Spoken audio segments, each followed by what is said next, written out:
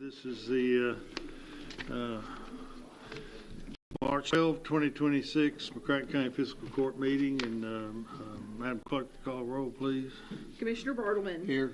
Commissioner Abraham. Present. Commissioner Jones. I'm here. Judge Clymer. Here. And Commissioner Waterman, you offer our prayer.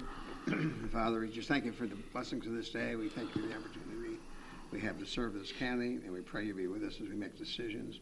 Just give us the wisdom we need to, again, make the right decisions. And we pray for the debate we're going to have tonight, Father. We just pray you be with us. We resolve issues and differences that we might have. Father, we pray for our first responders who are out there keeping us safe, for all the things they do that we really sometimes don't know about and the dangers they face. Father, we just pray you be with them and give them safety as they perform their duties. It's in Jesus' name we pray. Amen. Amen. All right, we stand and join us in the Pledge of Allegiance, please. I pledge allegiance to the flag of the United States of America and to the republic for which it stands, one nation, under God, indivisible, with liberty and justice for all.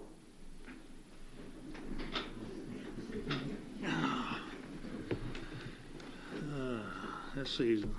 First off, we've got a swearing in of our new Director of Emergency Management, April Watson.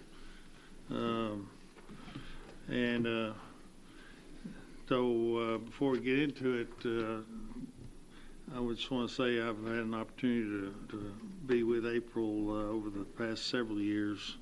I guess 7 years. It doesn't seem like it's been that long, but we even shared a rowboat together at a flood and various other things. I'm very proud of our choice of April as our new director. She's going to be outstanding in the job. Got her broke in good. We already had several events, catastrophes, whatever, to get into, get your feet wet, say. So glad to have you on board. Is there anything you wanted to tell us? Again, I just want to thank the Fiscal Court for the opportunity to serve as Emergency Management Director. Last three weeks, we've hit the ground running. We've had, like the judge said, a few emergencies. Some of those emergencies being things you couldn't have dreamed up if you tried to. We've taken care of those, and then we're in the middle of the major project with the new radio system coming in. So got that going. That's set up over at the Rescue Squad building, and it's running smoothly. So we're just looking forward to the future. And I think you've seen it on the consent agenda. We're going to hopefully hire EM2 tonight. I think we've made an excellent choice with that as well, with hiring David. So looking forward to working with him. He's no stranger to the Rescue Squad, and I think the future looks good for emergency management in McCracken County. We thank you for your support. Yeah, okay. You said one thing I didn't. So the 911 is set up. Where? So 911 is not there. The CI Harris Consultants radio programming.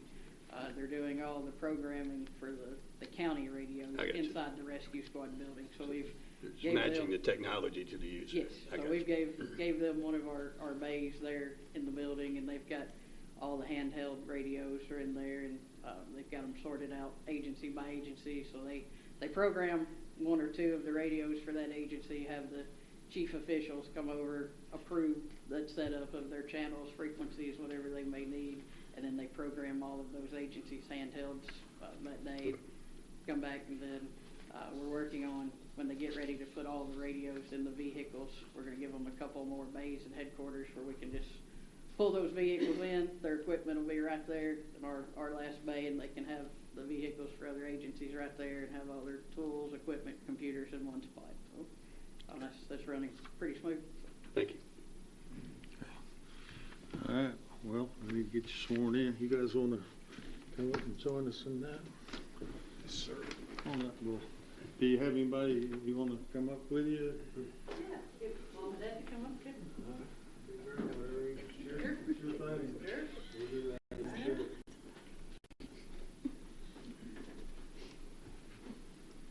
Now, this time, I want you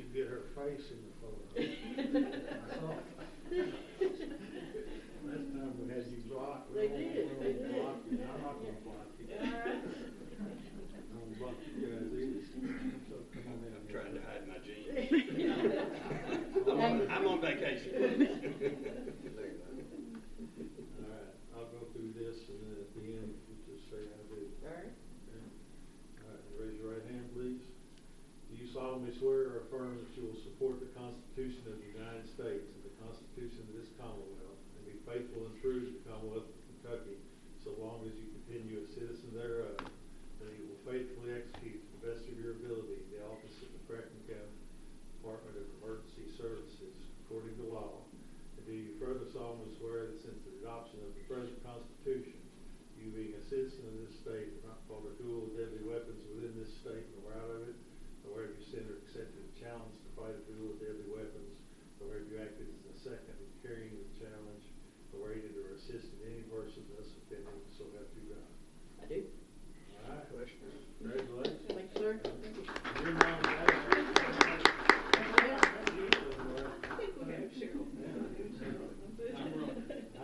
Well, you all have reason to be proud. Thank you. Thank you. We sure do. Thank you. Thank you. All right. Thank you. Thank you. Thank you. Dina says we have to sign those tonight. Yeah. Yeah. We're gonna get us both in trouble. Look there. All right.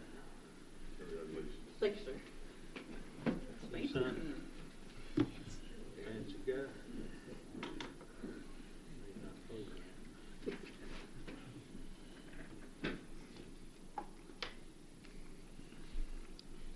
Yes, sir.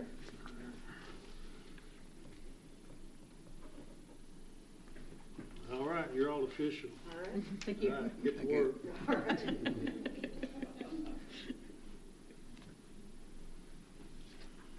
That's the fun part of this job.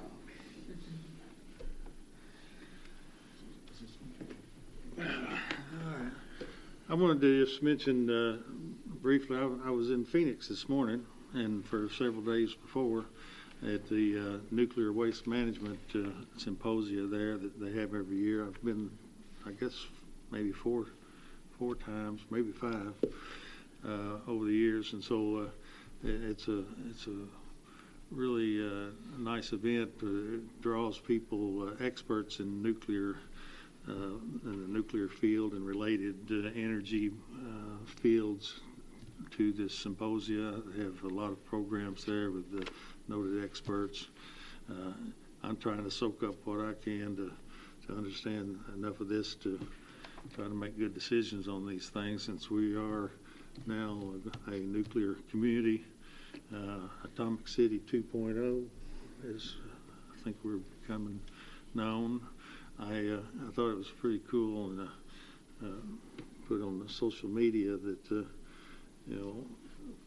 within an hour or so of, not that it was related in any way, but I was presenting a program or a presentation to a group of these scientists and experts in the field about what's going on in McCracken County. Took them from the history of the 1950s of the DOE site, the enriching the uranium for the war effort back then, and then on into the commercial purposes, shut down in 2013, the cleanup, remediation, and now the gist of it really was that we are reindustrializing that facility out there.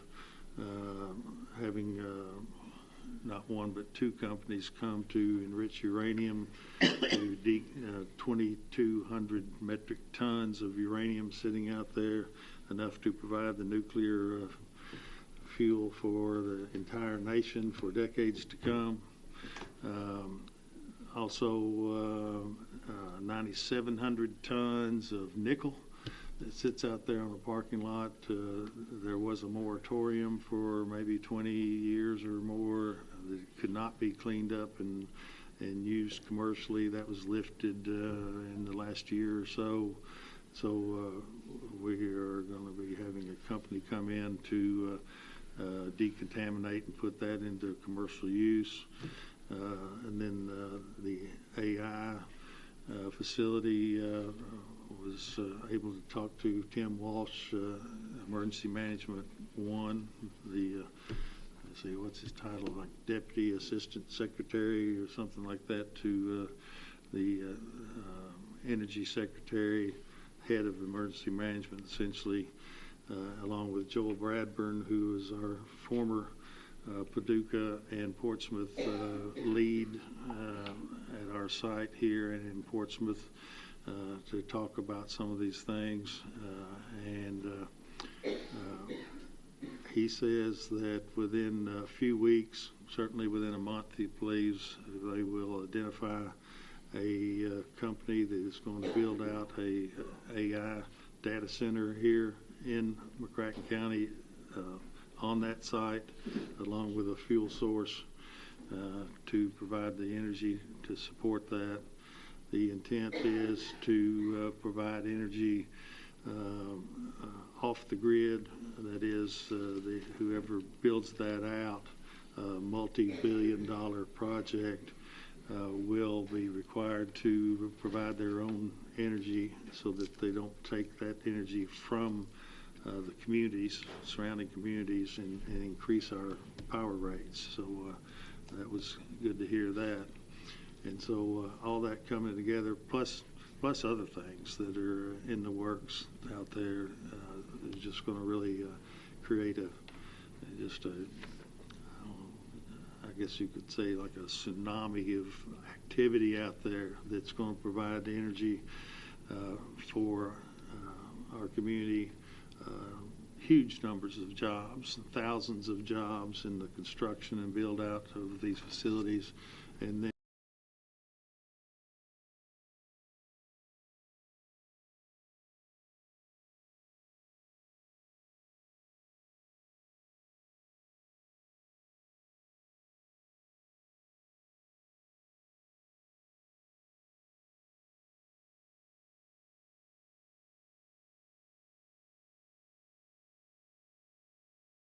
a thousand more employees to come to our facilities and what it entails, and we'll talk about to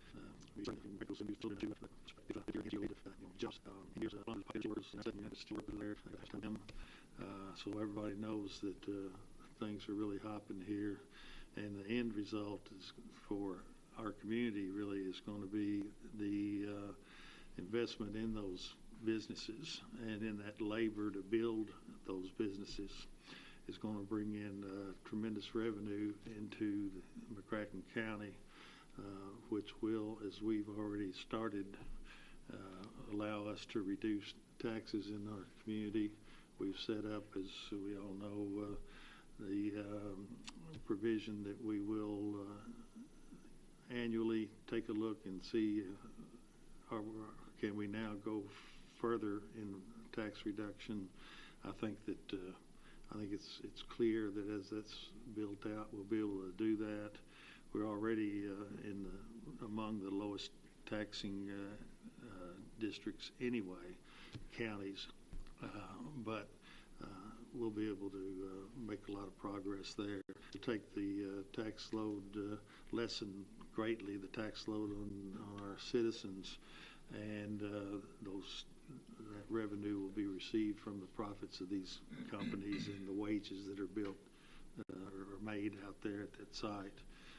So it's just a win-win all the way around.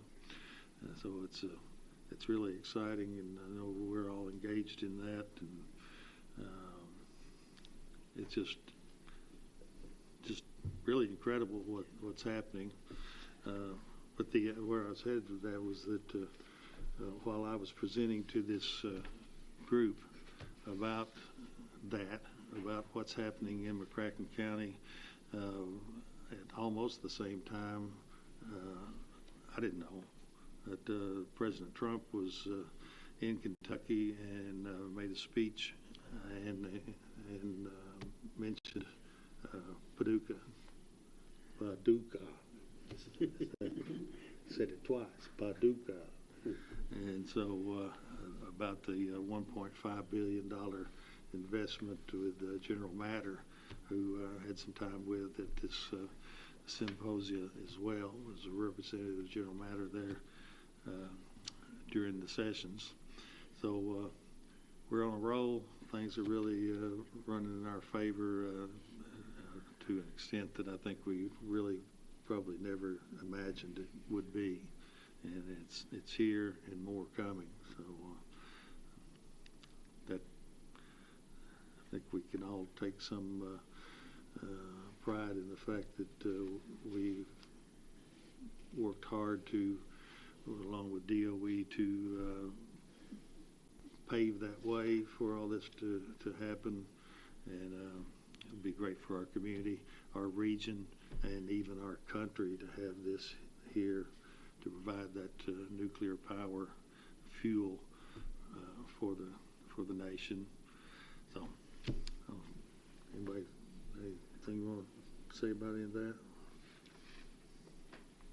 You said it all. Okay. All right, consent agenda. It is ordered to approve the consent agenda for March 12th, 2026, McCracken County Fiscal Court. So move. Second. Any discussion? All in favor, aye. Aye. Opposed, no. That carries. It is ordered that the necessary cash transfers in the amount of $300,000 be made in order to pay county bills and payroll approved March 12th, 2026.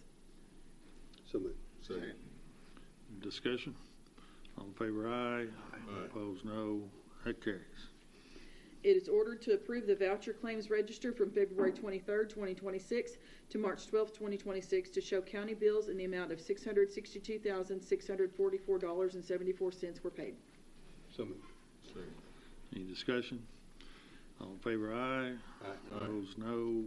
That carries. All right, we have on for a discussion Russ here somewhere. That's Russ Litzinger and Steve Irvin. Talk about the Expo and Convention Center. Always prepared here, you just never know what might happen. Thanks, Russ. You bet. Thank you. Yes, sir. Well, it's a real honor and Did you privilege. have an extra copy? Can you give a copy to Mark Whitlow back there? He's the chairman of the Convention Center Board. It's a real privilege, a real honor to be here tonight. You know, we're talking about energy. I'm here to talk about energy efficiency and resiliency as it relates to the Convention and Expo Center. You know, big initiative we've been working on for a couple of years now. And we've got some good news to report here, and I'd like to present that for you tonight. Talk about some options, some strategic initiatives we've looked at. So thanks again for having me. Just kind of want to start with a little bit of a timeline of events here very quickly. So, you know, this conversation really started about August of 2023 when we were looking at initial opportunities for energy savings at the Convention and Expo Center. Kind of the tip of the spear of that, if you guys will recall, is some periodic demand spikes that were happening over there that would raise the energy rate on a monthly basis, you know, $10,000 or more. That issue, actually, that specter continues to linger a little bit, so that's one initiative we want to get addressed here with this project. In February of 2024, if you guys remember, Backus and Paul King came and kind of give big picture concepts around some of the capital needs there at the Convention and Expo Center. So that's HVAC and lighting needs, cast some vision there. In July of 24, the Fiscal Court issued an RFP for GESC services, or Guaranteed Energy Savings Contracting Services. This is a statutory mechanism that allows projects to be developed that do not impact your bonding capacity because they're paid for by the savings. Moving ahead, August 25, so a year later, the Fiscal Court approved AFP as a pre-qualified design-build contractor for this project that we're talking about this evening, and authorized us to begin due diligence activities. So following the succeeding 3 or 4 months, we began to work through this due diligence with significant stakeholder support. So we worked with the Convention and Expo Center Board. We worked also with Steve Doolittle and then Steve Irvin on needs and priorities out there. And then over the last month, we've had several conversations with Judge Clymer and with Steve regarding our findings and preparing for this evening. And please interrupt if you guys have questions as we're going through this. I'm trying to move quickly, but I do want to create opportunity for questions as they come along. So with significant help from the Convention and Expo Center Board, we identified several key priorities, and then we organized them by priority. In other words, what are the most significant needs within the facility, and how do we take those in order? And so what you see here is kind of a matrix of those priorities listed out, starting with priority 0, which is the base self-supported energy savings project, down to priority 10, which is added square footage for the Expo Center. And we'll kind of talk about each of these in turn. So the base self-funded project, this goes back to the GESC solicitation. So these are efforts that pay for themselves as they go through the energy savings that they generate on a year-over-year basis, as well as generate additional residual savings that can then be applied to other capital measures within the facility. So this is things like thermal envelope. That's just a fancy way of saying the building exterior. So you can see just an example here. This is a door going up onto the roof. Significant air leakage there, so we're focusing in on things that cause air leakage throughout the building. Water conservation measures, addressing all the non-LED lighting that still remains within the facility, and then also looking at freezer and cooler controls within the kitchen space. So this is the self-supported portion of the project. So it's kind of the base that we build everything else from. Priority 1 is HVAC replacements. You're going to have your magnifying glass to read all this, but let me just say in short, this represents functionally replacement of all the HVAC at the Expo Center and about 95% of what is at the Convention Center. The only units that were not scheduled to be addressed are those units that have been recently added. So like there's a newer unit at the kitchen, but I would say 98% of the HVAC equipment that serves that entire complex would be replaced as a function of this project. You guys will likely recall part of that effort involves replacing the roof on what I call the river side of the Expo Center, that low roof in the back that did not get addressed through the roofing project that you guys did a couple years ago. Here's a picture of that here. So the idea is when we're affecting the HVAC renovation there, we're also going to address that roof in like quality to what was already done at the Expo Center, so that the entire Expo Center roof is now replaced and up in good order. Additionally, we're talking about upgrading the HVAC controls in the entire facility. Just in short, the Convention Center is largely DDC controls now, or electronic controls. The Expo Center is basically just thermostat controls. If you go in a closet, you'll see this here. This is just individual thermostats controlling the units in the Expo Center. So the idea is to go ahead and get all of that integrated together where it's able to be controlled as a unit. It can be viewed remotely, scheduled top-down, will provide effect good energy savings as well. While we're at it, part of the effort of energy savings and sustainability is doing what we call retro commissioning, and that is once we've got everything replaced, we've got the controls updated, we will go through and literally lay hands on every piece of equipment.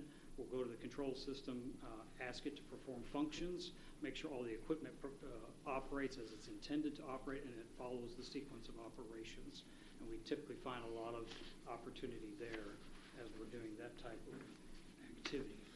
Priority 2 is addressing this demand spike resolution. And just give here a case study so you can see that in July of 25, we look at the last 13 months of utility data. You just have these random spikes that show up. So July 2025, the demand was 290 kVA, or over 45% higher than average. So that represents then, oftentimes extra thousands of dollars on a monthly bill. So go ahead. So the actual demand was 280. The bill demand was 290. So it's not. Am I reading that wrong? No, great question, Mr. Jones. The way this works, so demand is basically instantaneous power, and it's tracked in 15-minute intervals. And what they do is they assess your demand that they're going to bill you based on the highest 15-minute interval you had that month. So when you look at actual demand of 280, that you might think about that as average demand for the month. The billed demand, that 290.516, that's the highest peak that you reached in a 15-minute period. And they pegged that and said, okay, we're gonna assess your demand charge based on that highest 15-minute increment. Does that make sense? Okay. So I guess a worse day was when it was billed was 150 and the actual was 108. Right. Okay. Right. And I think the key takeaway here is that we would expect this to be, you're going to have some fluctuation with weather, okay, and activities in the facility, but to jump 45% above the baseline is abnormal. So really the effect here, the focus here will be to bring all the stakeholders together and work to determine the solution. So we bring Paducah Power to bear, we bring Markham Engineering in, we bring Convention Center staff in, and we're all going to chase this thing until we solve it. Priority 3 relates to additional lighting upgrades. So as a function of the self-supporting project, we're going to go in and address all the lighting that is not currently LED. And effectively, it'll be like for like, but more efficient. And we'll also address lighting controls in areas that don't have occupancy sensing and other technologies like that help to affect turning off lights when they're not in use. There's also a desire to address the lighting from more of an architectural, aesthetic, performance standpoint in the river rooms and the adjacent spaces. So this would be, consider this a lighting upgrade. This is just an example down here in the lower left. This kind of gives you an aesthetic sense of what the river rooms would look like. You know, again, don't have exterior windows, but same kind of idea there, creating this light shelf effect in those spaces just to give it a more modern styling and feel. Now, this doesn't directly, you know, affect energy efficiency, but it's an additional scope to try to create a better aesthetic, better performance for a, you know, 21st century convention space. And this is part of the Markham design that was presented back last year. Priority 4 is upgrading the AV system within the convention center itself. So that's helping to break each of the river rooms so they can operate independently from an AV perspective, while also introducing, you know, PA mass notification throughout the entire convention center. So alerts can be given and so on and so forth. And again, this is based on the Markham design that has been previously presented to the fiscal court. Priority 5 is EFIS repairs. So this is, I'm going to call it the south and the west profile. So it's the side of the convention center facing downtown. You've got EFIS that's on that face. You know, probably the most prominent feature is the balcony that comes out at the second level. Much of that EFIS is starting to fail in spots. I've provided some representative samples of photos here. But the idea with this effort will be to stabilize what's there and repair the areas that are currently failing. Probably the most noticeable and noteworthy of that area is the balcony itself. So if you want to get a sense of the situation over there, a look at the balcony gives you a pretty good idea of what's happening there. So this scope will be to address the EFIS failure on that side of the building. Priority 6 is electrical distribution upgrades. Again, this is informed by the Markham design, but the idea here is the service corridor on the backside of the river rooms.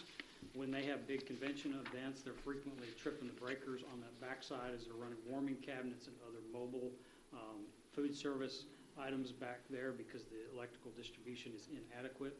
So the plan is to add a new 100-amp electrical distribution there, as well as electrical service to feed those devices and make that more of a purpose-built system back in that service corridor to help better serve the convention spaces. Priority 7, this is Expo Center lobby updates, which is probably the most understated title I could have given this. Really, the idea here is taking the entire Expo Center lobby, less the actual concessions rooms themselves, and giving that area an entire facelift. So this is paint, this is floor coverings, this is wall tile, this is new fixtures in the restrooms, this is new grillage. So basically revamping that entire public ways lobby space on the Expo Center side. Did furniture make the list? I don't know. I walk in there and it just always looks like, well, it looks like people would sit down if they had a place to sit down, and there's never any furniture there. And it just always looks. That's a great question. We do not have any fixed furniture in there now, but certainly that is something we can make a point to address within the project. I mean, I've never been in it when I don't think it would have been used. And I think if I'm a dad going to a volleyball concert, or not concert, volleyball tournament, I would appreciate a place to sit and play on my phone while I'm waiting for the next game. And that place doesn't have it. All it has is bleachers. Certainly I could be wrong, observation. but it just seems like that'd set it aside, and we're not talking about a lot of buck for a lot of bang. The only thing you got wrong there was a concert. Yeah, I got the concert wrong. I agree with you. Thank you.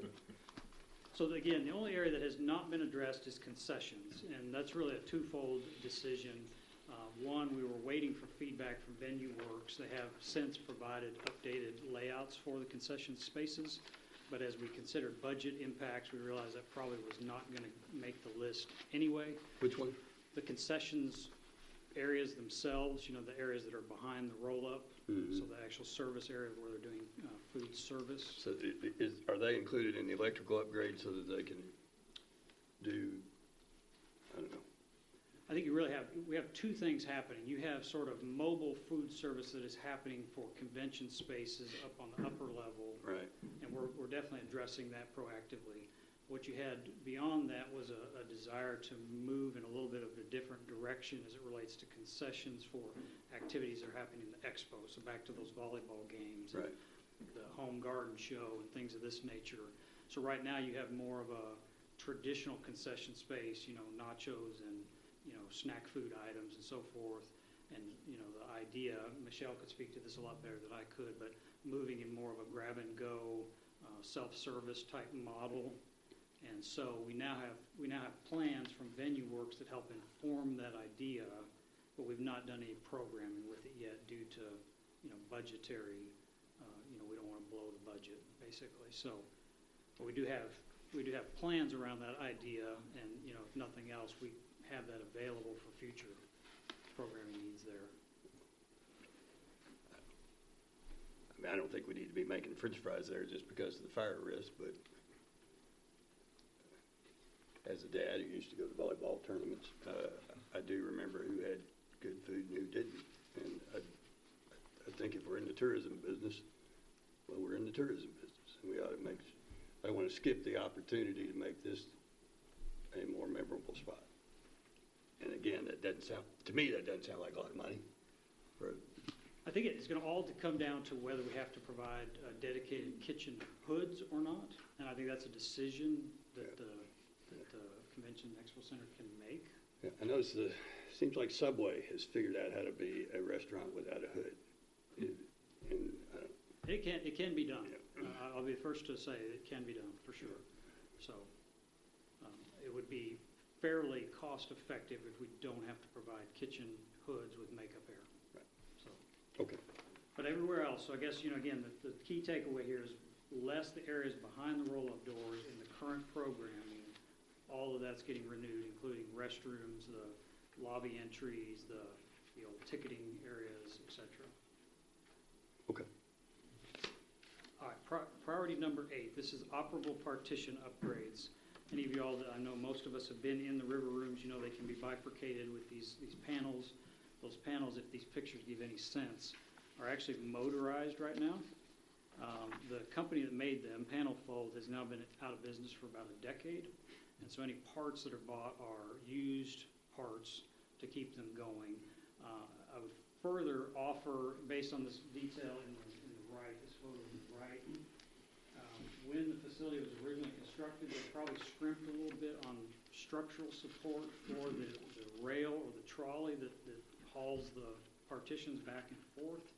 And so some of the failures they're having, I think, is as a result of that rail flexing. Picture this is like a bike chain, an oversized bike chain that's, you know, using a sprocket to pull this partition along this 88-foot span. They have frequent failures with it, and when the motor, like in this case, when this motor or components of the motor go out, they're having to buy used parts. Probably another thing I would offer, and I did quite a bit of research as we got dug into this, is that motorized operable partitions are something of a albatross. So like take Opryland, you know, they have 300 and some odd operable partitions, and of those 300 some odd operable partitions, only 4 of them are electrified. Everything else is manual, and I think it kind of comes back to this maintenance issue. So manual's better? Manual's better, and I think Michelle's staff would attest to that. So they have a manual partition down in the Expo Center. If you've ever been, when the Expo Center is divided, that partition is significantly taller than the partitions that are in the river rooms, and also are less trouble. So the idea in this case then would be to remove the electrified partitions and go back with manual partitions that are of similar style and function to what is in the Expo Center currently. two others I will just mention as a matter of completeness, because we did look at them and worked on them. Priority 9 is added marquee signage. I know this is a priority for the Convention and Expo Center. Here's just some preliminary concepts that have been put forth. We've not done a lot of build out on this just yet, because I think first step is getting city approval for placement of a marquee sign, but this is just a preliminary concept that has been put forth thus far as a desire of the Convention and Expo Center. Yeah, I don't know that I like the design, but I do like the location. But we don't own that property, do we? We have a lease on it. Do we? Okay. Who owns it? Who owns it, Michelle? Pat's. Yeah, that's all right. They're gonna be able to go there. That was the original, that was the first idea. Don't we have an issue with the Historic Preservation Board's rejected a sign there? The Park Board denied a request. Put the sign there. Is it any sign?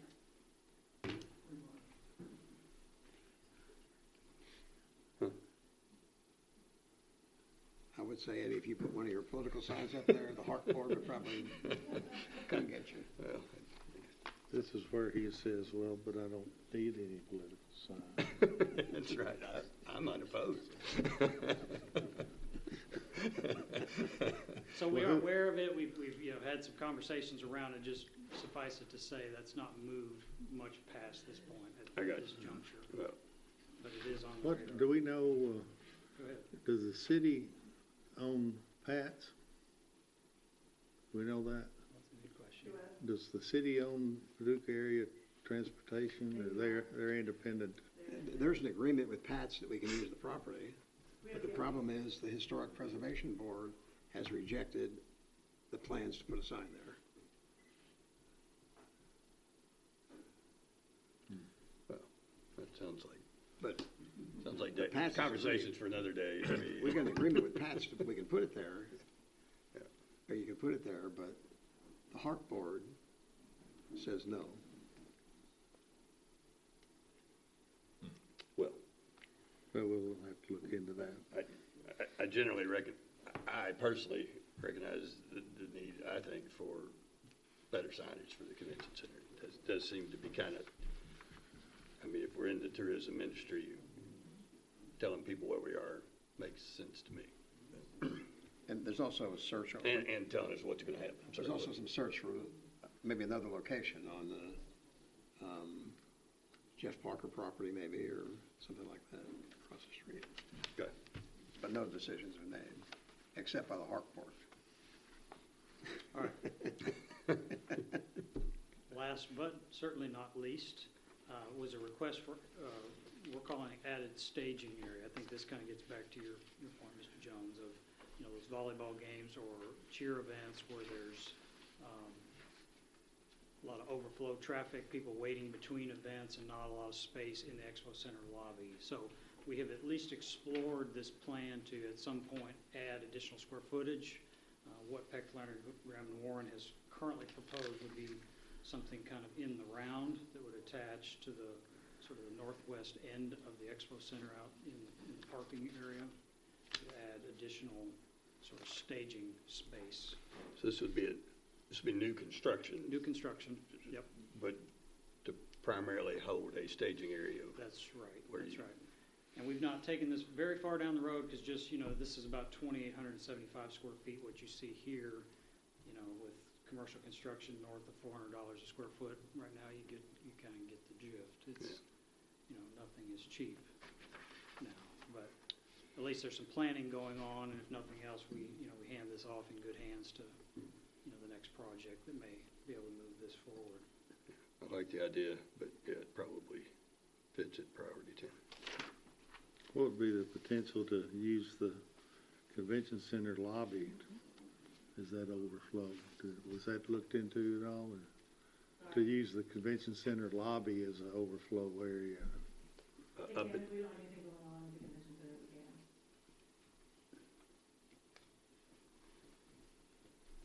can. All right, so now we get down to brass tacks. So this gives budgets for each of these items. What I have shared with Mr. Urban and Judge Climbers, each of these budgets were developed to stand on their own. Because we really didn't know ultimately what the wishes of the fiscal court were, so we tried to create this scenario that provided for maximum flexibility here at this juncture.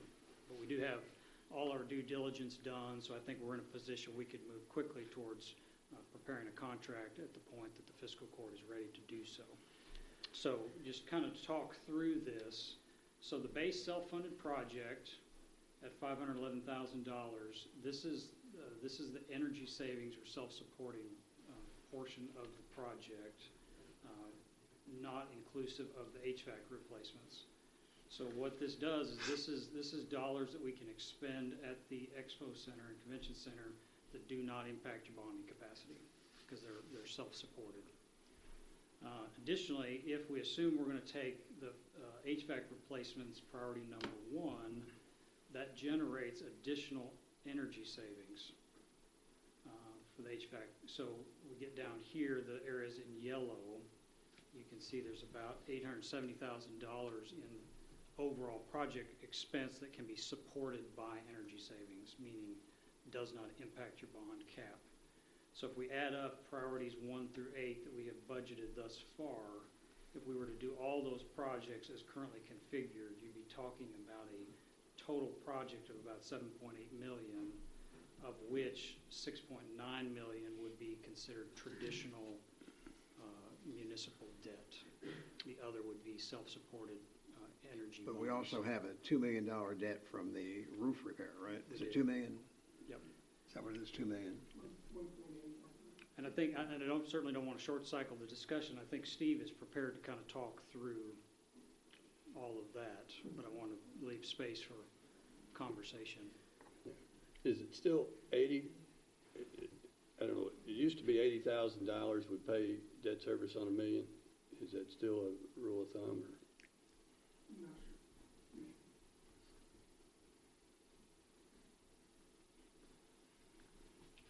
Well, if I could talk to ChatGPT, it would tell me. This energy savings projection is over, what, a 20-year period? I think we're talking about a 15-year 15. amortization. Yeah, we reached out to bond counsel, and if you're looking at a 15-year amortization right now of the estimated project deposit, it would be about 8.6 as far as capacity for bonding. That would be for the entire project. So Rush just spoke about the $6.9 million that you have in project costs. You could have a roof cost of about $1.8 million, and you're looking at a total cost of about $8.7 million. I guess I was trying to figure out is what the $623,000 and the $254,000, the energy savings, what's the borrowing capacity of the energy savings created by the energy savings? That is showing you what the borrowing capacity is. So it's $870,000-ish. It does not count against your bond cap. So although it'll be one bond issue, they style it as energy bonds, and it becomes basically a corresponding offset on your ledger. All right, but how much can I buy? How nice of a car can I buy with those energy savings? What's the price of the project? And is that 6.9? It's built into it. Yeah, that's right. So that represents the, maybe slide up the screen here just a little bit. And we can certainly, I can provide a lot more detail. So the 777 number, that's just that's the total of all your wish list, right? That's priorities 0 through 8. That's All right. right. So then the next two are the energy savings. Right, and probably the best way to think about that, Mr. Jones, is the energy savings is buying down that 7.8. Oh, I see. So those energy savings are not annual savings. Those energy savings are over a 15-year period. That's right.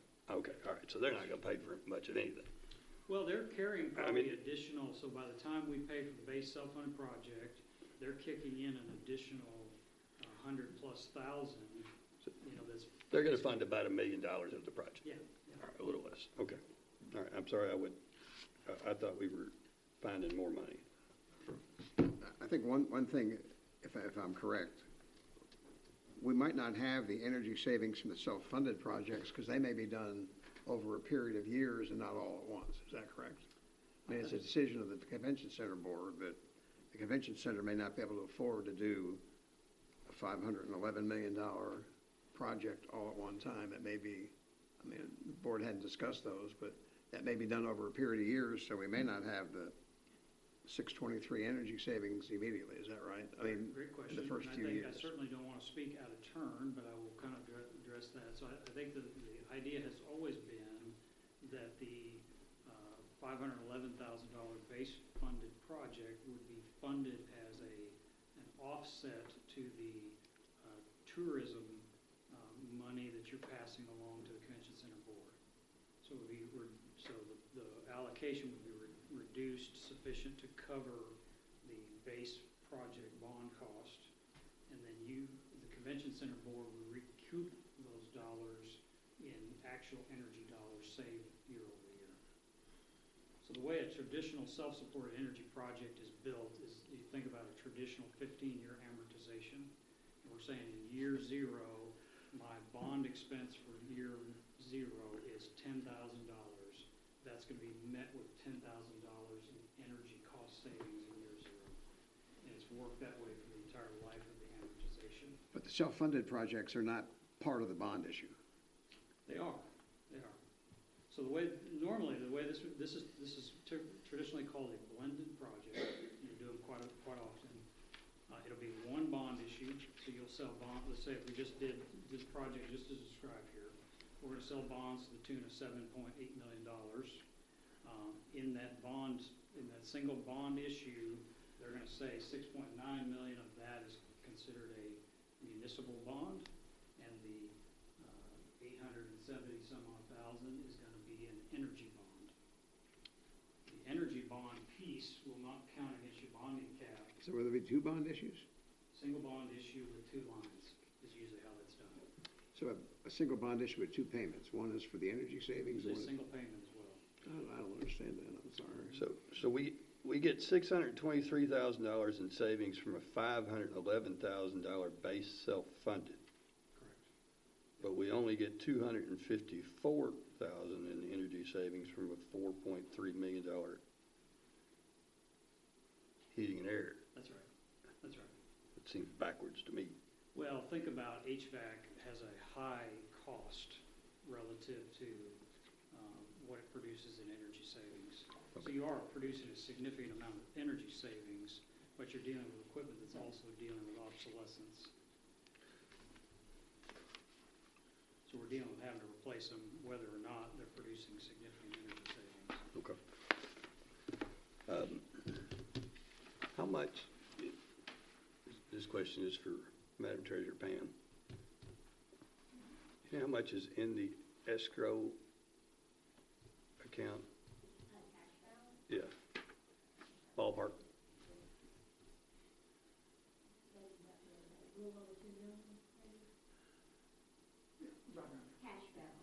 Okay.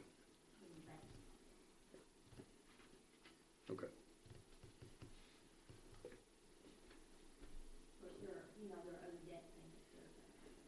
Right. But if we're sitting on $2 million, we're probably $2 million ahead. I mean,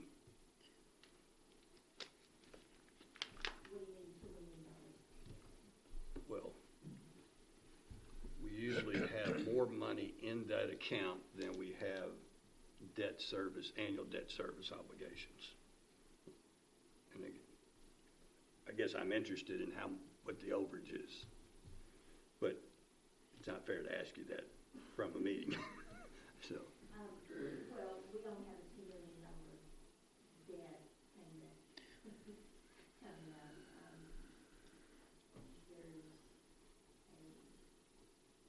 usually $550,000. And do we do that once a year or twice a year? Twice a year. So we got about $1 million. We got to come up with about $1 million a year, and we've got $2 million in the bank, and the 2% probably generates about $700,000 a year. So we're a little bit ahead. Okay. Did you calculate any savings for regarding, for example, the AV system upgrade? There'll be some increased revenue if that's done. Is that calculated here anywhere, or is that? It is not, because really statutorily, for a GESC project, we can take into account things like telecom and other things like that, but it's all going to be based on reoccurring expenses that hit your operating budget. The bottom line is, apparently you're telling us that the regulations specify these energy savings, the calculation. Well, they specify what can be included as energy savings. We have done computations, Mr. Bartleman, to substantiate these values. Furthermore, and I probably skated over this, but maybe talk just briefly about the GESC statute. So the GESC statute in Kentucky allows public institutions to enter into a guaranteed energy savings contract and for it to be considered off-book financing with the proviso that we, as the qualified provider, provide you a guarantee year over year that if the savings do not accrue, that we are obligated to make you whole.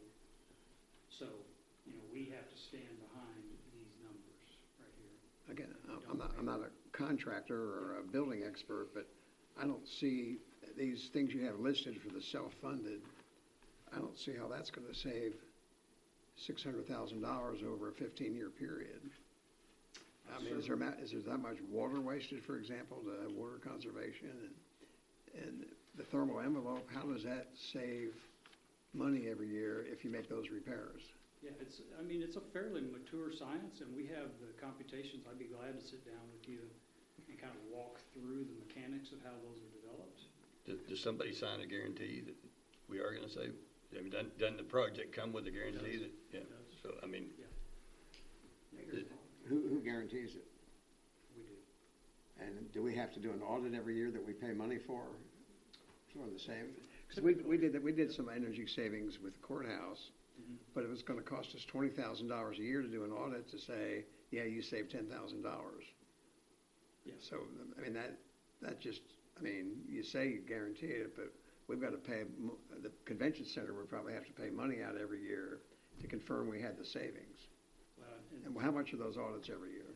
Yeah, so for a project of this size, you're talking about less than $10,000. Less than what? Less than $10,000, probably $5,000 for this effort. But that value is net of these proceeds here, Mr. Morgan. that value is net. I mean, I think Meaning that what's in yellow is guaranteed, and you could save more with an audit. Well, you're gonna, a couple points. Let me address that two ways. The net value of the energy savings has already subtracted out the cost of the M&D expense year over year. So the net savings is already anticipated that you're going to participate in the M&D program. So this is your bottom line savings, inclusive of the M&D process. But yes, we guarantee savings. As engineers, we tend to be conservative, so we're going to estimate smartly here, and we're going to expect that you're going to save more than we guarantee. Yeah. So the bond obligation would be on the 2% escrow fund for construction. Is that right? Is that what would? Okay. The energy savings, will the convention center board have to pay the amount of money from the energy savings, or will the bond pay that? Well, again, I hesitate to speak out of turn, but as I understood it, sort of the program we discussed early in the development was that the convention center board is going to be responsible for this piece right here. So there's going to be, or at least the thought process was, there's an interlocal that says we're going to reduce reimbursements back to the convention center board by the annual amount due for the energy bond, with the expectation that the convention center itself is going to save that or more in energy savings each year. So it becomes a revenue neutral. And is that 100% of the savings? Is that the number? It's going to be 100% of the savings will be, for example, the HVAC, $254,000 is exactly what you think we're going to save. I wouldn't say exactly. Again, we've produced computations to support a number project that provides excess savings versus what we're guaranteed. But again, for the energy savings, that would have to be paid by that's going to save expenses of the convention center operation. Is that correct? It's based upon your savings. Okay. And so the convention center would have to pay whatever portion of the bond the $800,000 and $900,000 amounts to. Yeah, recognizing that you're getting offset by the actual energy savings that you're accruing year over year. Will it be specified in the contract how much those audits are going to, because we were told the same thing when we did the other, that it's no big deal, it's not going to cost you much, but we were paying a pretty, I don't remember what the fee was, it was a pretty hefty sum to do an audit, because I'm sure it's a lot of work, because you've got to look at all the power bills and power usage and everything else. That's true. Now, I will say, this project is pretty simple as that goes, because you only have 2 electric accounts, you got 1 gas account, and water account. It's not going to be it's going to be a fairly straightforward project when it comes right down to it. And again, the Convention Center Board hadn't made any firm decisions, but the Convention Center Board had considered funding at least a portion of some of this work. For example, again, not a firm decision was made, but the AV system upgrades, we had an estimate, I think it was less than that, but because that'll bring in revenue. So we thought maybe we could fund that, the convention center could fund it itself, and then maybe do a small loan from KCO or somebody, and repay it with the profits we're going to receive from, but I think we're just going to have a discussion, make sure we understand. You might be negotiating with the wrong side of the room. Well, if we're going to borrow the money, you're going to negotiate with us. Let me maybe just add one other piece to this. So that is partly why, Mr. Bartleman, we tried to break these down into self-supporting chunks, was to say and I'll just use this as an example, if we were to go it alone on HVAC replacements, and that's all we did, we basically tried to set up this budget as though that project is driving by itself. Okay? So if you say, for example, Convention Center Board is interested in peeling the AV system upgrade out, I think this is a safe number for you to work with for budgeting purposes as a self-supported effort. When we get down to, okay, the fiscal court is willing to commit X amount of dollars to the enterprise, we're going to take each of these and we're now going to build a blended project that carries out mobilization expense, bonding costs, all those things that go into developing and prosecuting a project. And we're going to carry that across that entire project now. So there's some built-in savings here when we start talking about economies of scale. This is what I'm trying to do. So, just quick, what's next? How do we move this faster? I think next, we need to come to what that project cost is, so that he can prepare an AIA document to bring it back to the fiscal court. So you need us to decide which of the 10 things we want to do?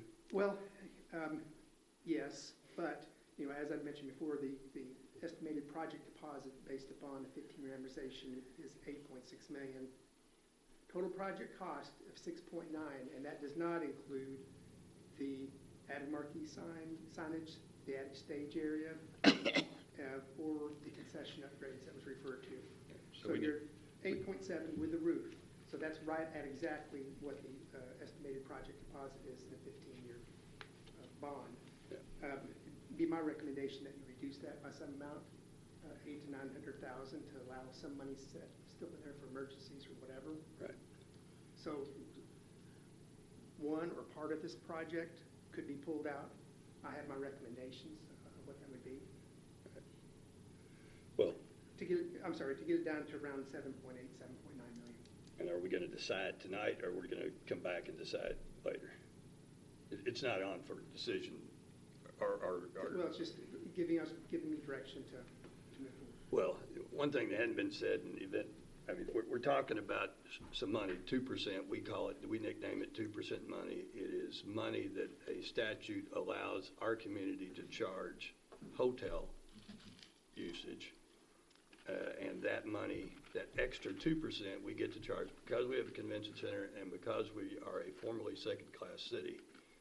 And if we ever run out of debt, we can't charge that 2%, which is the tax that nobody in this room pays.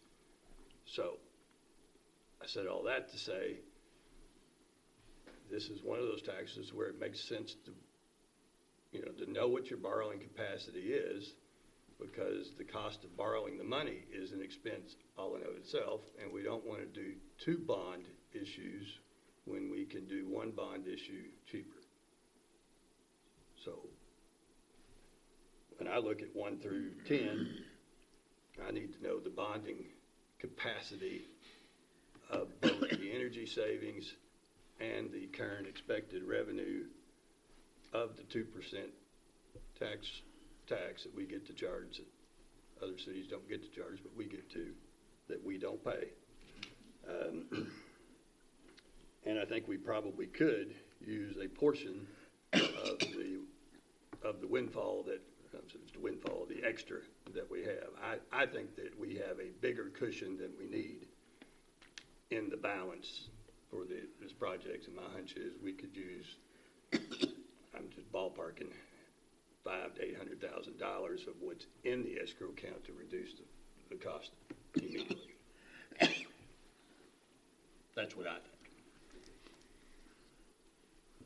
think. I'd like us to, for this to be presented to the Convention Center Board and let them just comment on what they think and then bring it back to the Fiscal Court, with the Fiscal Court having the final say on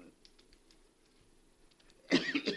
Okay, don't you think that'd be good then? But yeah, but to Bill's point, we want our $2 million back, and we don't want to forget that. And that's the $2 million that we've already paid for the roof. Yeah. I think the Convention Center Board at least ought to look at it, have some input, and then the final decision is with Fiscal Court. Y'all can slow it up as much as you want.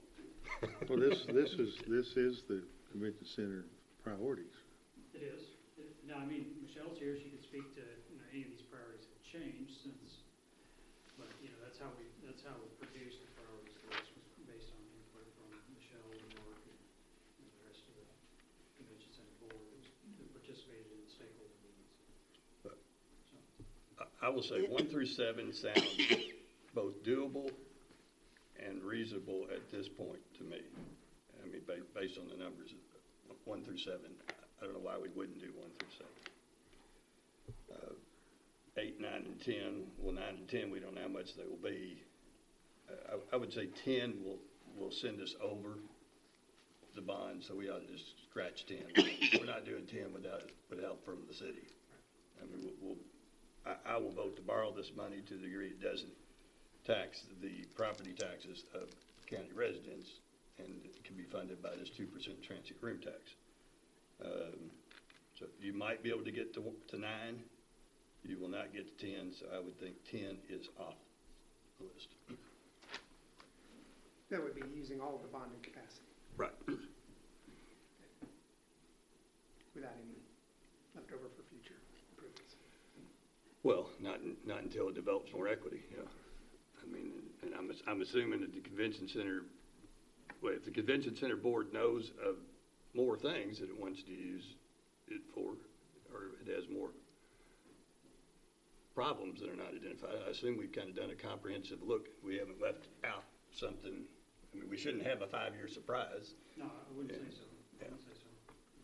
And I like Mr. Bartleman's idea, if there's things the Convention Center feels like would be in their best interest to handle directly, we're glad to help support that and coordinate that and work through that, whatever makes the most sense for Convention Center. The idea here is deliver a successful project that we can all be proud of. So how we get there, at this point, we're flexible. I think we ought to get it on the agenda as soon as we can to go ahead and with the bond issue and move forward. Whatever we need to do, whatever the next step needs to be, I think needs to be on our next meeting, Eddie, you think? We need to know what the projects are and what the final costs are. Yeah. When I was looking at it, the recommendations I would have made would probably have been to look at the lighting upgrades, maybe reduce that, and then also reduce some of the Expo Center lobby upgrades to reduce the overall cost by upwards of $700,000 to have some bonding capacity left, but obviously that's your choice. Now you're getting rid of my furniture. Shake your head yes or no. They Does this didn't- look good to you? They didn't request any furniture, but these were their priorities, you know. I get that. A little few county commissioner comments. Can we let the chairman of the convention board make one comment? I have a question about this energy savings. Assuming hypothetically we did all the projects, would it be possible for the convention center board just to pay 1/15 of these energy costs over a 15-year period without having to do an audit? Sure. Sure. But Yeah. we would be paying that money back to the county. Yeah, I mean, so, a great question, Mark. So the reason, so GESC is not a panacea. It's another vehicle that public entities can use to get work done. Usually GESCs are best from the standpoint that they directly tie energy cost savings that are going to hit your operational budget to the measure that they support, right? So if I replace lighting and it costs me $100,000, but it's going to save me $10,000 in energy savings, I'm paying that obligation out of the same account that the savings are hitting, if that makes sense. Right, so that's where it becomes a real winner for a lot of public entities who are trying to preserve, what we call restricted funds or, bonding capacity. If, however, you have cash on hand or cash equivalents that you can use reliably to make a debt repayment, that's all the better. Frankly, it's just what makes the most sense as you think about it long term and think about it strategically. What makes sense to the operation, the enduring operation of the facility of the enterprise. I think whatever the next step needs to be, we need to have the next meeting if we can. Okay. I mean, a couple comments I can make, at least as it relates to bonding. You guys know you've got to do, local bond oversight review. So if say we started bond proceedings at your next fiscal court meeting, you would probably be selling bonds in June, early June. Just framework. That sounds like optimistic timing, but I guess what you're saying is there's about a 3-month delay between. By the time you start to finish. Right. Yeah. Okay. Yeah. Now, I think we could still be doing due diligence on the project. I think, the next thing we would like to have from the fiscal court would just be some guidance on what budget do we want to try to hit. Because as Steve alluded to, there's several of these areas where we can make adjustments to try to make sure that we fit in and get addressed the most salient needs of the Convention and Expo Center. Let me give an example. The Expo Center lobby, I was sharing with Michelle this. Right now we've basically assumed where there are options, we've assumed the higher cost option.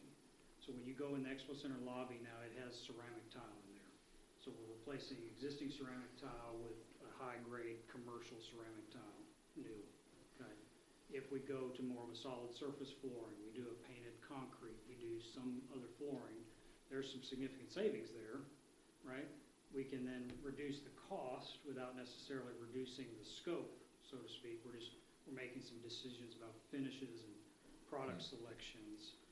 And I think if we have some flexibility there and we know what dollar total we're trying to hit, I think we could work collaboratively on, here's the solution that gets the most needs met for the dollar value that's available.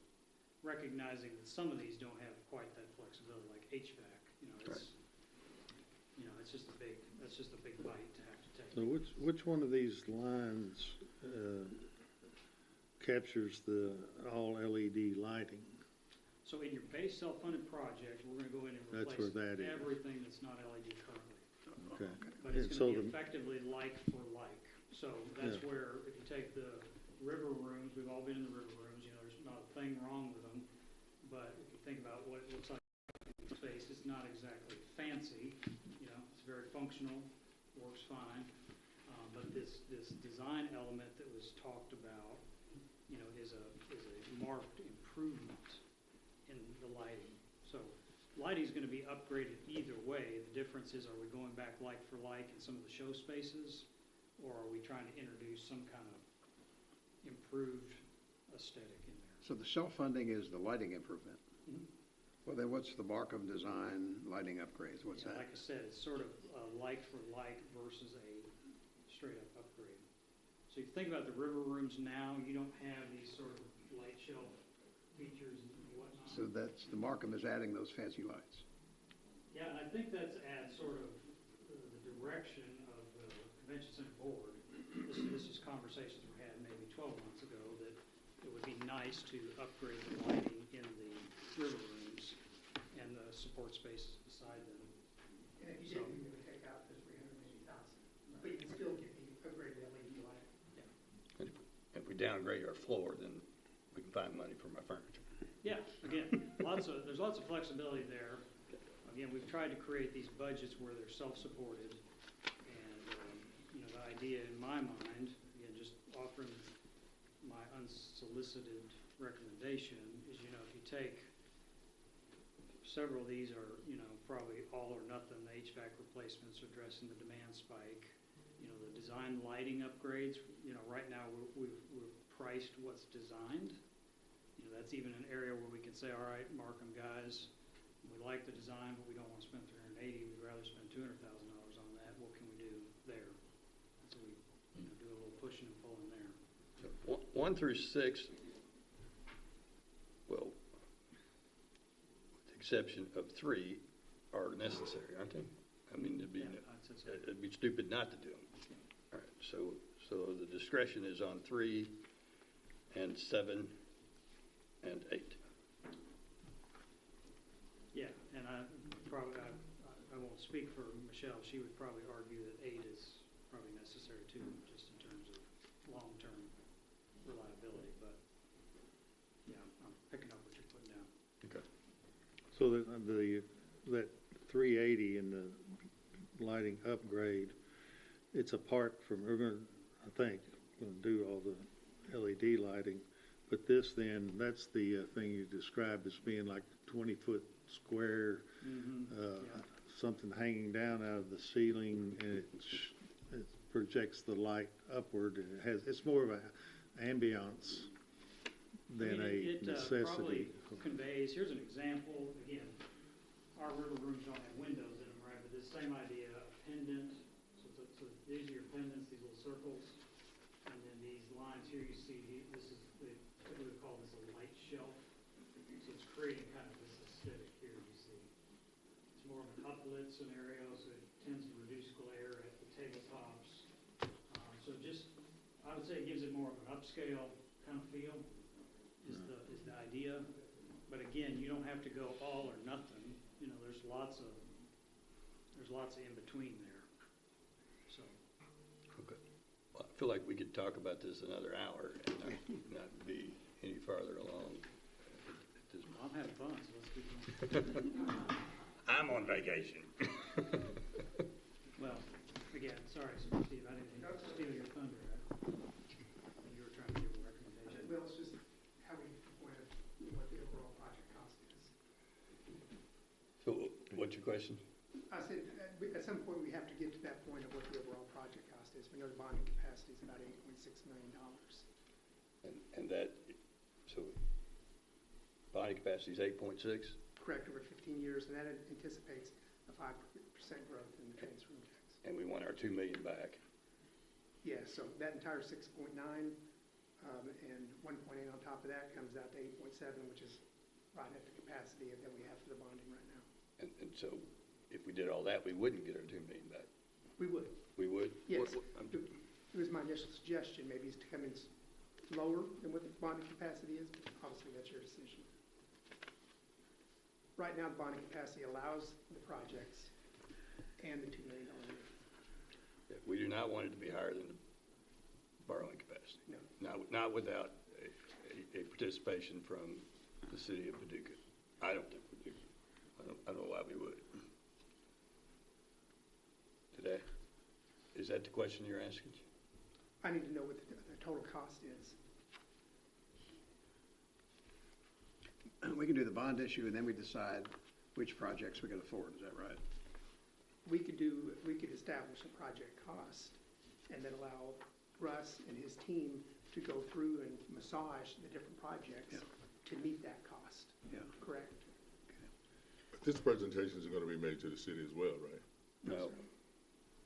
They have no say in it. This is not their tax. Quite often, there is an interlocal agreement of some type between the city and the county, just in case something was to happen to that transfer room tax, where there may be some risk on the county's part. So your statement that you just made was based on? So the statute that we're talking about, this 2% tax, it allocates the funding and the decision whether to charge that tax only to the county. But Gotcha. the county is limited to spending it on a convention center or fine arts, which is located in the central business district. Gotcha.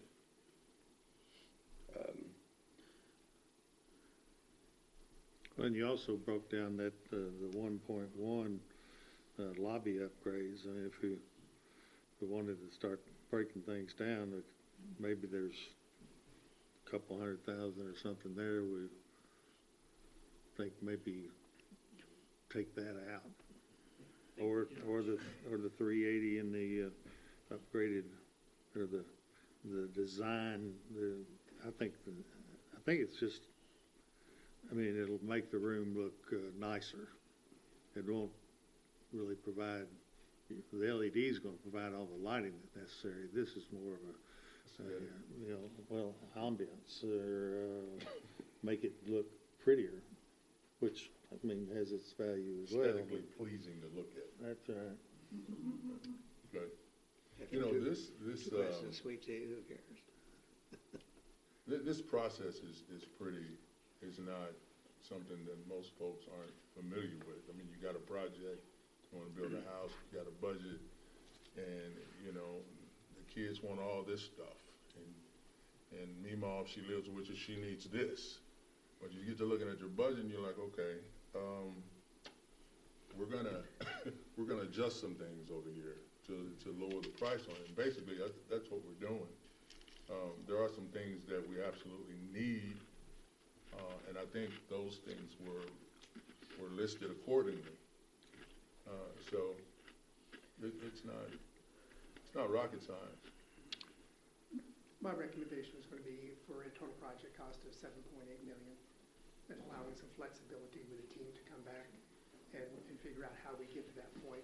That leaves us about $800,000 from the maximum amount that the estimated project deposit on the bond. And that was a 5% growth. Yeah, I think we're going to meet those numbers, but it comes in lower. I'm fine, and you think there's enough money expected in the revenue of the 2% that we get to charge to pay that bond, that project cost? Yes, absolutely. And we get our $2 million back? Yes. I'm fine with that. Let me ask, when we went over and looked and everything, I didn't ask, but so that design lighting upgrade, the $380,000, is there something economical or cost saving about doing that as you do these other things, or could you come in down the road or in a few years and add that at about the same expense maybe? No, a great point. Let's rehash that, because I want to make sure this is very clear. So because we had really no anticipation of what the court's wishes were, we tried to bifurcate these into individual self-supporting projects, right? So using your marketing design lighting upgrade analogy, this is basically the upcharge if I did this project. Right? Yep. Now, when you say to me, all right, we're going to do a $6 million project, the next approach to us is like to the point being, the budget is $6 million. I think then there's economies of scale that happen when we've got a common trade that's executing not only lighting upgrades, but the AV system upgrade, the electrical distribution upgrades, et cetera, et cetera. So there's going to be some built-in savings that happen when we start bundling these together. And we'll be able to bring that back to you and show you what that looks like. But you're right, this number in net will go down when we start stacking these up. Yeah, but at the same point, I mean, the cost of borrowing, what's your project cost, Steve? Project cost is 8.6. All right, and the cost of doing a bond issue on 8.6 is probably $150,000, isn't it? No, the bonding capacity is 8.89. Estimated project deposit is 8.66, so $100,000+, yeah. Yeah, so, I mean, you save $380,000 by not borrowing the money now, but you pay an extra $100,000 when you borrow it later, when you could have borrowed it now. I mean, this is not conservative talk, I realize that, but it's just a different type of tax and revenue stream that goes away if you don't have debt. I mean,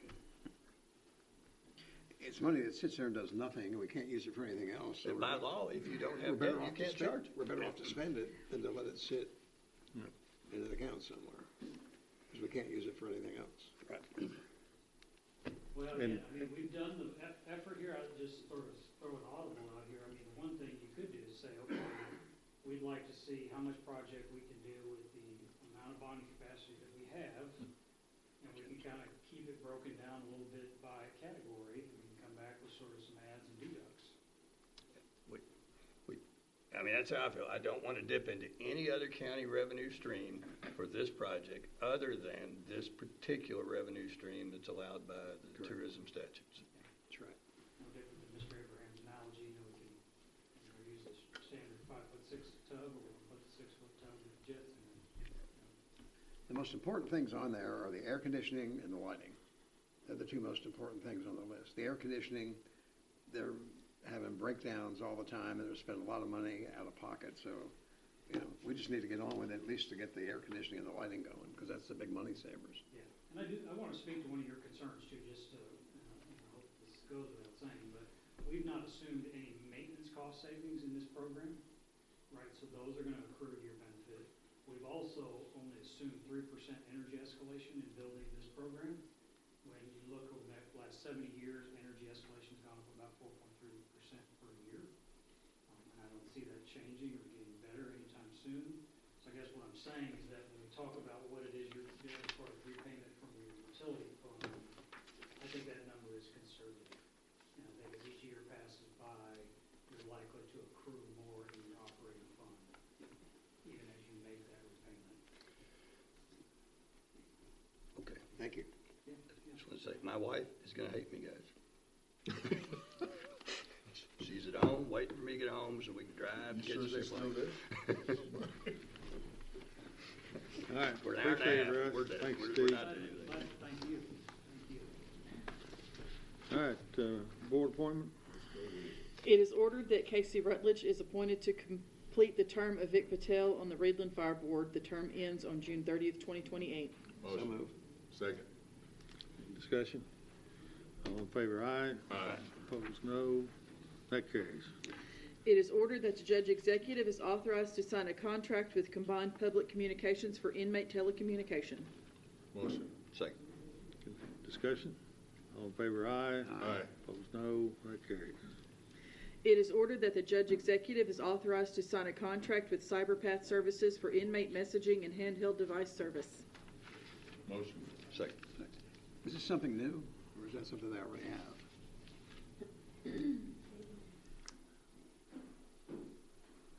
Oh, Bill's gonna make your wife mad at him now. I just want to know what it is.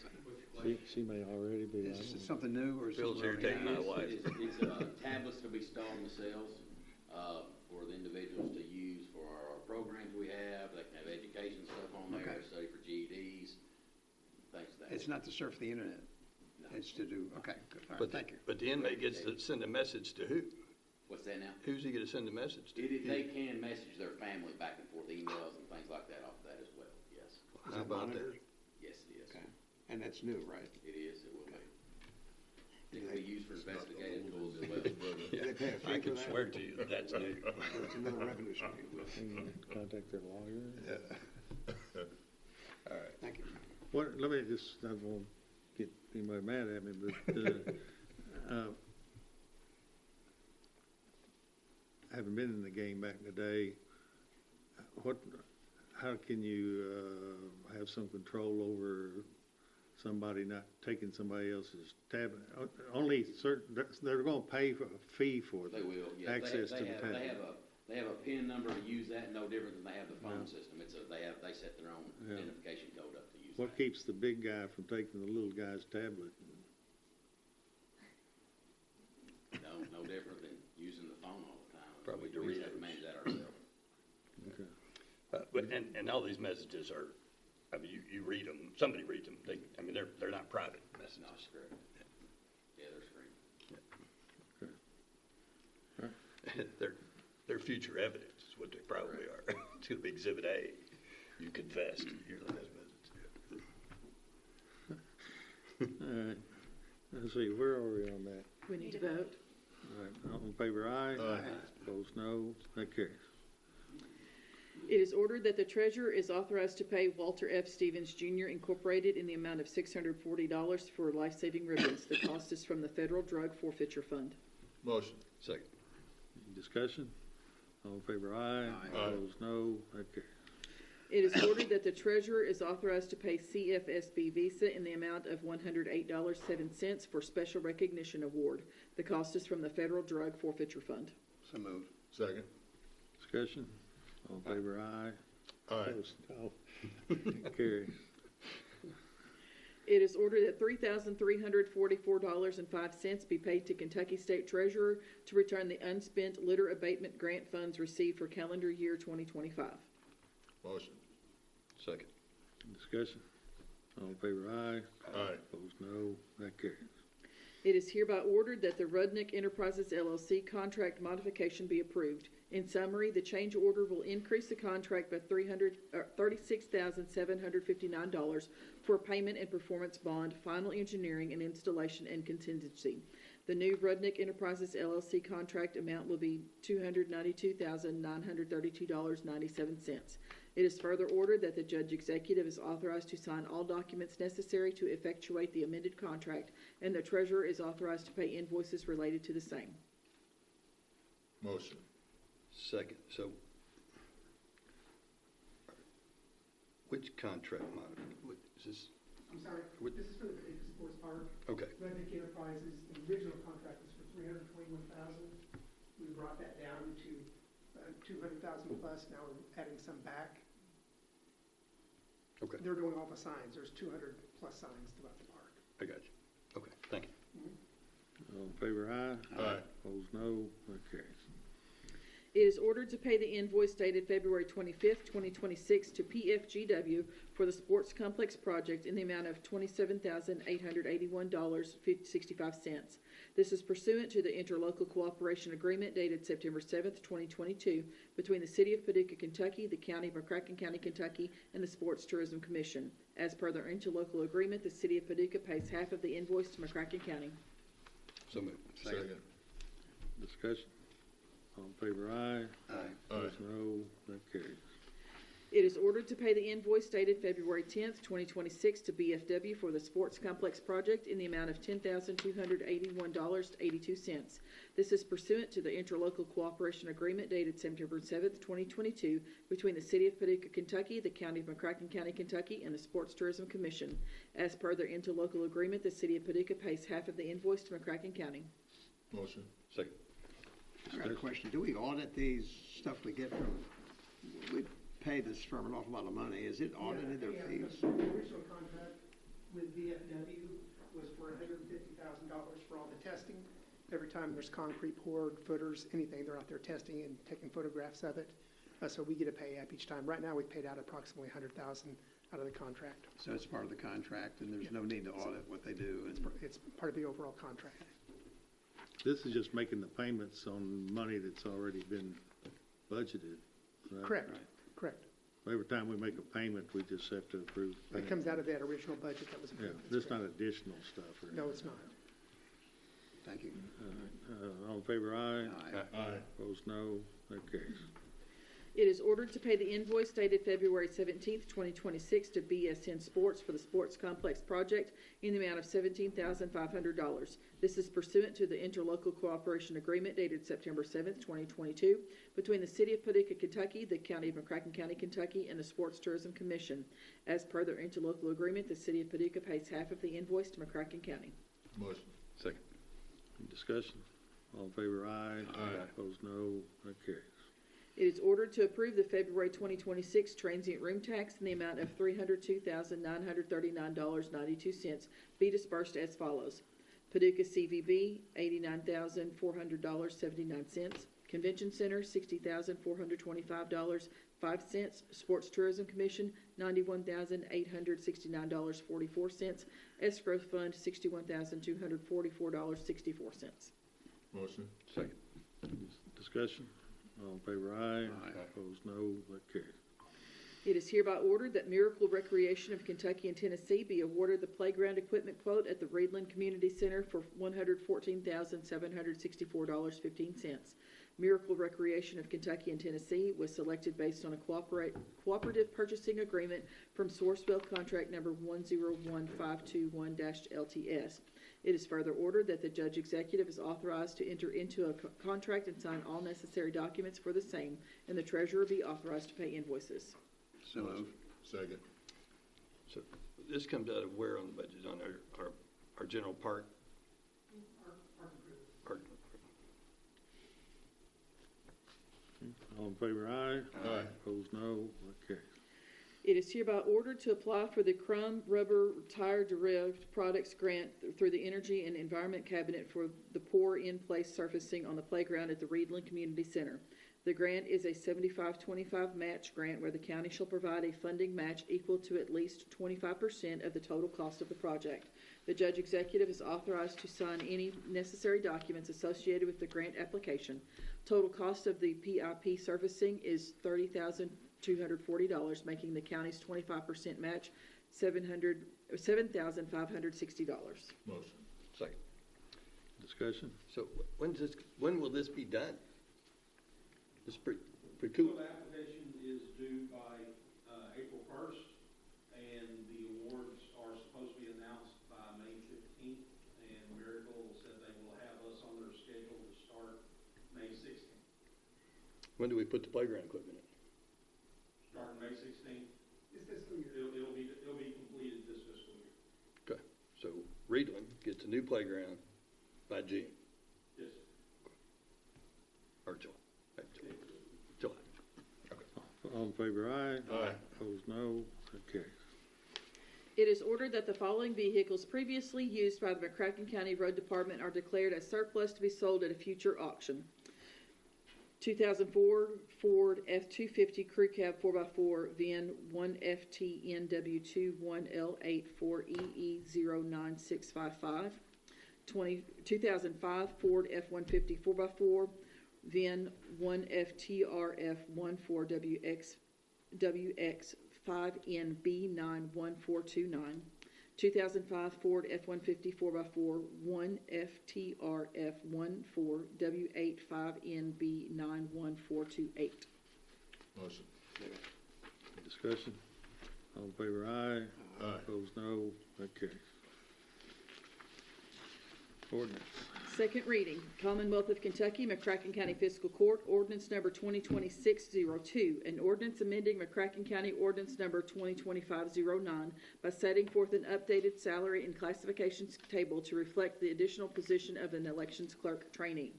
Summary, the action taken in the present ordinance is authorized by KRS 67.380 and operates to amend the current salary and classification table of the McCracken County Clerk's Department as set forth in ordinance number 2025-09.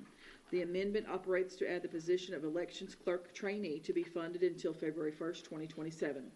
Certification, it is hereby certified by the McCracken County Fiscal Court that the present summary represents an accurate official statement of the main points of and contents of ordinance number 2026-02. Public inspection, ordinance number 2026-02 shall be available for public inspection in its whole and complete form in the McCracken County Judge Executive's office during ordinary business hours. Motion. Is that all you need? Yes, It doesn't have to. we have to have a second and then a vote. A second, but all you need is just a motion. Okay. Any discussion? All in favor, aye. Aye. Opposed, no. That carries. First reading, Commonwealth of Kentucky, McCracken County Fiscal Court, Ordinance Number 2026-03. We're almost home. An ordinance amending McCracken County Ordinance Number 2025-08 by making revisions to the proposed fiscal year 2025-2026 operating budget by modifications in receipts from sheriff insurance proceeds, sheriff miscellaneous, DOJ drug forfeiture, E911 fee prior year surplus, in debt-adjusted prior year surplus in strict compliance with the mandates of Kentucky Revised Statutes, Chapter 68. Summary, the present ordinance makes revisions to Ordinance 2025-08, McCracken County Proposed Fiscal Year 2025-2026 Operating Budget, pertaining to a modification in receipts from Sheriff's Insurance Proceeds, Sheriff's Miscellaneous, DOJ Drug Forfeiture, E911 Fee Prior Year Surplus, and Debt-Adjusted Prior Year Surplus. Certification is hereby certified by the McCracken County Fiscal Court that the present summary represents an accurate official statement of the main points of and contents of ordinance number 2026-03. Public inspection, ordinance number 2026-03, shall be available for public inspection in its whole and complete form in the McCracken County Judge Executive's office during ordinary business hours. Motion. Second. Discussion? All in favor, aye. Aye. Opposed, no. That carries. For- That's a, was that a first reading? That was the first reading. Okay, so we don't need to, Yep. we just need to verify or ask, are there any questions or any concerns about it? We need to, everybody good? All right, we'll vote on it then next session.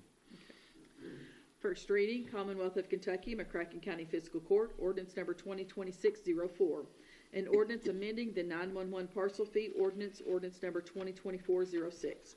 Summary, the present ordinance revises McCracken County Ordinance 2024-06 by removing the public use unit status from government-assisted housing and medical facilities. Further, by clarifying that standalone residential garages are assessed the residential parcel fee.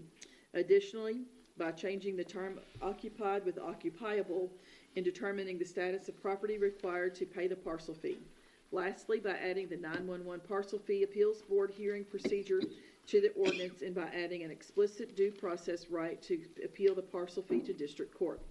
Certification is hereby certified by the McCracken County Fiscal Court that the present summary represents an accurate official statement of the main points of and contents of ordinance number 2026-04. Public inspection, ordinance number 2026-04 shall be available for public inspection in its whole and complete form in the McCracken County Judge Executive's office during ordinary business hours. Second. Motion. Second. All right, this a first reading. Anything to talk about now? This Be is good for basically a cleanup, is that right? I mean, Or is it more than that? You changed it. Oh, you want to address it, Kate? Sure, yes, sir. So it is a compilation of changes recommended by the 911 board, and also Ms. Blankenship, the city's attorney, and myself, from attending the 911 appeals board meetings, have come up with a few changes, and this is just documenting that. It's not an increase of the parcel fee. It changes a few categories and tweaks a few terms, but that's it. so I've looked at it. I voted no on this ordinance back when we initially did it. Yes, sir. I will vote yes on this because it does move the objections that I had to the original motion closer to what I believe is constitutional in some areas. Say for the record, I think by changing the term occupied to occupiable in that area, I think we are moving farther away from what's constitutional from the standpoint of making sure we're charging a user fee that is proportional, reasonably proportional to expected users, because I believe large vacant buildings, which are charged at least $800 or more a year, if not $45, are paying way more for their user services of 911 than the rest of us. But I do like the fact that the amendment, the original structure excluded really a significant number of users. Mm-hmm. And I think this goes out and does capture more users, which it should, because this is not a tax. This is a user fee, and every user should pay an amount that is commensurate with the use of 911. Yes, sir. That's a complicated, nobody understood it the first time when I said it, and they probably don't understand the second time. I'm tracking. But nobody has filed a lawsuit challenging the work. So correct. You know, until somebody does, I'm just one guy on a fiscal court talking too long. I'm done. Not at all. But you said it would charge at least a $800 fee on that. So so a 5,000 square foot occupiable building has a 911 user fee of about $800. And there are a lot of vacant 5,000 square foot buildings in this county that may be occupiable, but it hadn't been occupied in a decade and probably won't be occupied in another decade. And I just don't see the connection of why that building should pay so much more, 20% more in a user fee than someone who's in a house who is probably more likely to use the 911 than someone in a non-occupiable 5,000 square foot building. But these are residential garages. Aren't these garages pay garages? So I think there's two separate things. We are, Judge, updating to separate standalone garages now will have to pay a fee.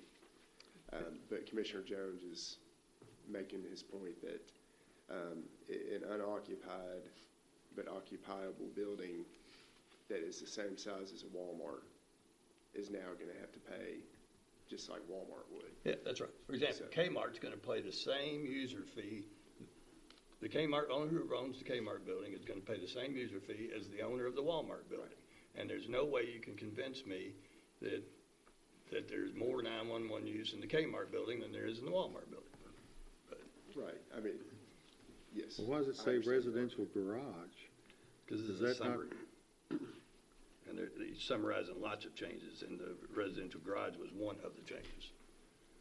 And another one of the changes was changing the term occupied from occupied to occupiable, because the board was giving a break to some of the vacant building owners because it wasn't occupied. And so now they're eliminating the board's ability to give that break.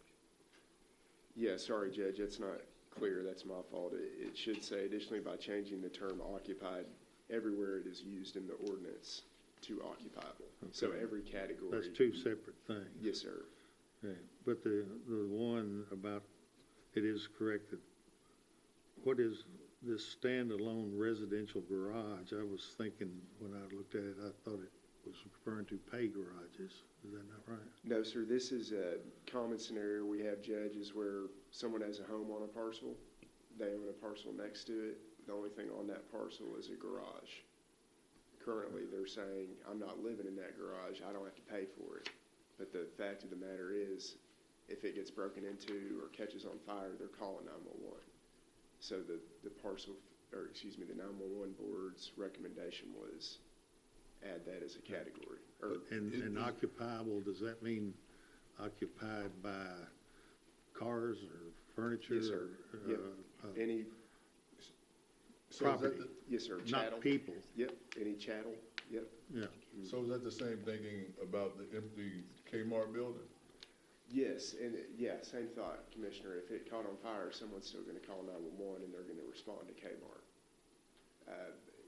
People aren't going to get, 911 is not going to get called out there for shoplifting, but there's still the possibility of a fire that would demand those services, and it would be a lot more extensive, most likely, than a house fire.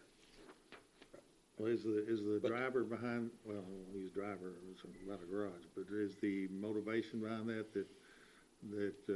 if there's a building there that's a garage, it eliminates the ability of somebody to say, hey, I don't ever park my cars in there.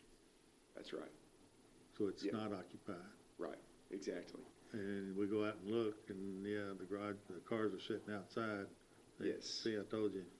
It was becoming a proof issue at the appeals board hearing. Someone would say, well, I don't have any commercial property in that building anymore. Why am I paying this fee? It's not occupied. And they'd hand out some pictures to the board members, and then lo and behold, they've got a few commercial boxes in there. and they're saying, well, that's not enough, and it created this gray area. So this is. Now, why are you using the word commercial? That's where we saw most of our appeals, Judge, was people who owned, to Commissioner Jones's point, these commercial buildings in town, and it used to be a Guy Gray washing machine facility, and now it's empty. Okay. And they're saying it's not a commercial building, and here's the proof, it's empty. Well, now the board can say, well, it's occupiable, you can use it, it's got utility hookups. You've got a few commercial boxes in there. You're using it to store your equipment. That's commercial. And we haven't had many protests on that issue, but probably 5 a year. Yeah. Well, this is the first reading. Maybe we need to, we've got time before our next meeting to look at it some more. Of course, it's got to be the same. Has the city already approved that? They have, Judge. I don't know if it's made it through both readings, Deputy Judge. Or do you know by chance? Okay. So our fees are to be the same, so it probably should be the same, but if you want to figure, I can look into if that's a permitted change or not. In more ways than not, I think it is an improvement on the overall scope of the ordinance, but it still has a few warts, in my opinion. Understood. Well, glad we're heading in the right direction. Okay. All right. Let's see. No, that's the first reading. Okay, so we'll address that in 2 weeks. We do have a need for an executive session this evening, and then likely we're going to come back and do a vote, I believe. And then, so I need a motion to go into executive session to discuss a specific proposal by a business entity where public discussion of the subject matter would jeopardize the location, retention, expansion, or upgrading of a business entity as permitted by KRS 618101G. Motion. Second. Any discussion? All in favor, aye. Opposed, no. That carries. So we'll discuss, and we'll, like I say, likely come back. So we do need at least one clerk. Hang Yes, out sir. if you would. We'll be here. All right.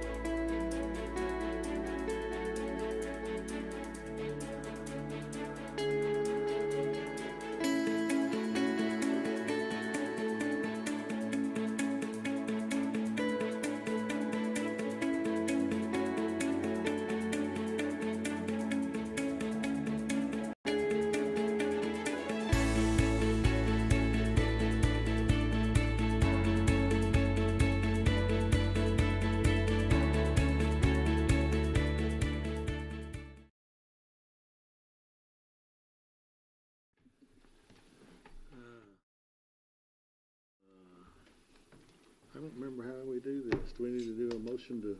We need to come out of executive session. Yeah. and- Is there a I move motion? we return to public session. All right. Second. All in favor, aye. Aye. Opposed, no. Carries. All right. And is there a motion to be made?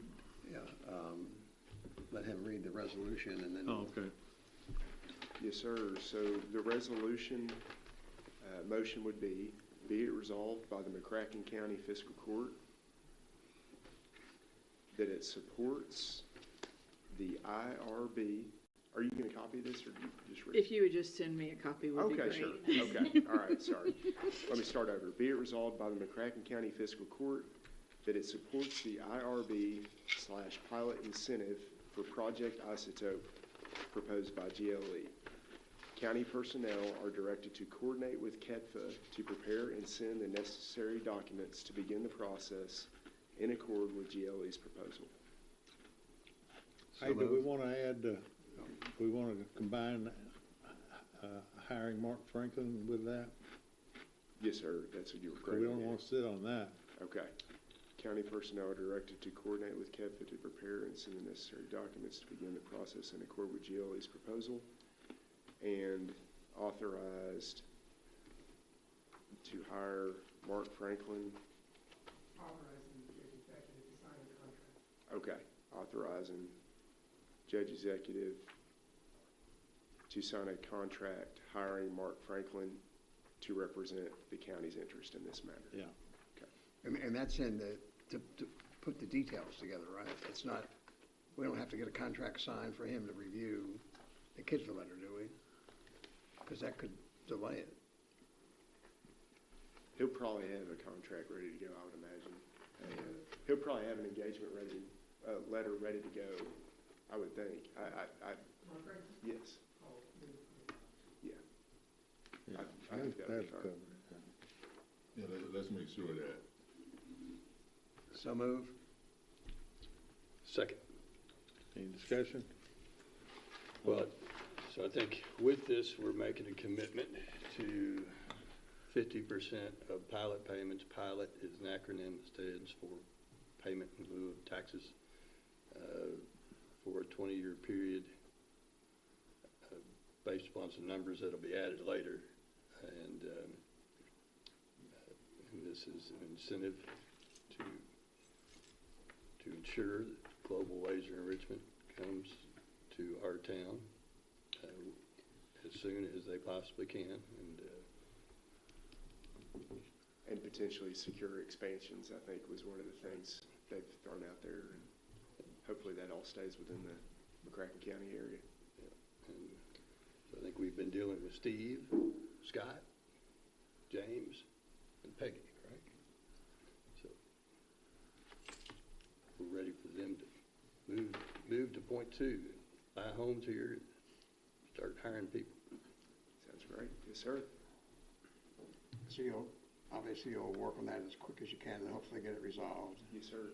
First thing tomorrow, I'll start coordinating with Mark Franklin and send him this letter drafted by GLE and